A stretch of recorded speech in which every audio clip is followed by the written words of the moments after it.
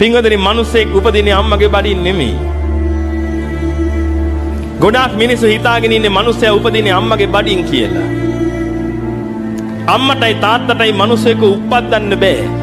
අම්මටයි තාත්තටයි පුළුවන් මිනිස්සෙකුට මස්ලේ කයක් අරන් දෙන්න විතරයි. ඉපදීම කියන එක පින්වතුනි තනිකරම පූර්ණ කර්මජයි. කර්ම ශක්තියට අනුව තමයි ඉපදීම කියන එක සිද්ධ වෙන්නේ. සාරිපුත්‍රයන් වහන්සේ සත්‍ය විභංග සූත්‍රයේ පෙන්눔 කළ දෙනවා පින්වතුනි මිනිස්සෙක්ගේ උපත සිද්ධ වෙන හැටි. සත්වයේගේ උපත සිද්ධ වෙන හැටි.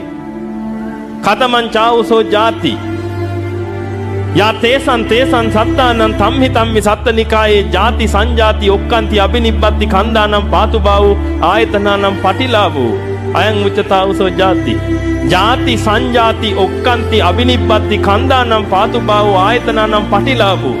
ඔන්න ඔය ටික උනාට පස්සේ තමයි පින්වතුනි ඔබ කියන්නේ ළමයා ඉපදුනා කියලා. ඔතනට කලින් ගොඩක් ඒවා වෙලා තියෙනවා. ජාතිය කියන එක ලබලා ඉවරයි එතකොට.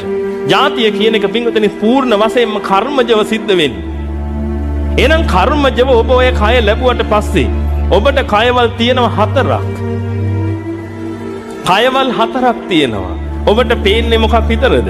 එකයි. ඔය මස්ලේ කය විතරයි ඔබට පේන්නේ. කර්මජ, චිත්තජ, ඍතුජ, ආහාරජ කියලා කයවල් 4ක් ඔබට තියෙනවා.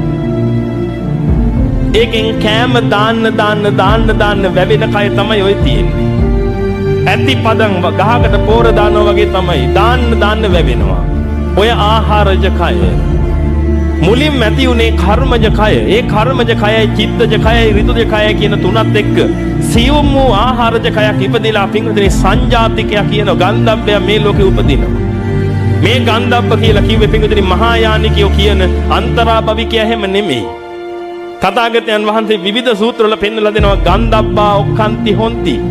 ගන්ධබ්බයාගේ ඔක්칸තිය මව් කුසට සිද්ධ වෙන්න හැටි පෙන්눔 කරලා දෙනවා තථාගතයන් වහන්සේ. එහෙනම් හොඳට කල්පනා කරගන්න පින්වතුනි ඔබගේ මේ පළමු උපත සිද්ධ වුණේ ඕන්න ඔය ආකාරයට පූර්ණ කර්මජව. ඔබ සංසාරේ කරගත්ත අනන්ත පුණ්‍ය ශක්තියක් ඇදිලා ඇවිදිලා ඔබ මනුස්ස ගන්ධබ්බෙක් වුණා. පින්වතුනි මනුස්ස ගන්ධබ්බය කියන කෙනා ගන්ධබ්බ කියලා කියන්නේ ගන්ධෙහි එල්බගෙන ඉන්න නිසා. සංසාරයේ තිස්සේ සිල්වත් ගතිගුණ වලින් හිටියනම් ආන්නේ කෙනා පින්වතුනි සීල සුගන්ධයේ එල්බගෙන ඉන්න නිසා ඒ ඉපදිච්ච ගන්ධබ්බයට මල් වල සුවඳ, ගෙඩි වල සුවඳ, පොතු වල සුවඳ, මුල් වල සුවඳ ආග්‍රහණය කරගෙන ඉන්න පුළුවන්.